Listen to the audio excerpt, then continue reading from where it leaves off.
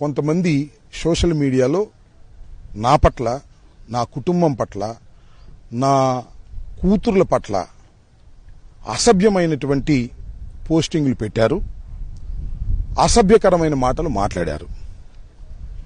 దాంతోపాటు మా నాయకుడైనటువంటి జగన్మోహన్ రెడ్డి గారి మీద, ఆయన కుటుంబ సభ్యుల మీద కూడా మార్ఫింగ్ చేసి వారు సోషల్ మీడియాలో ఎక్స్లోను అదేవిధంగా ఫేస్బుక్స్లోనూ పెట్టారు.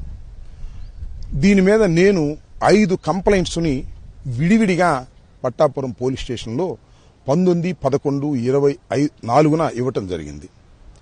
జనరల్గా ఒక కంప్లైంట్ ఎవరన్నా ఇస్తే పోలీసు వారు తక్షణమే చేయవలసిన పని ఏమిటంటే ఆ కేసుని రిజిస్టర్ చేసి ఎంక్వైరీ చేయాలి, అంటే క్రైమ్ కట్టాల. కానీ పోలీసు వారు, నా క్లియర్ ఎలిగేషన్ ఏమిటంటే పోలీసు వారు ఇన్ఫ్లుయెన్స్కు గురై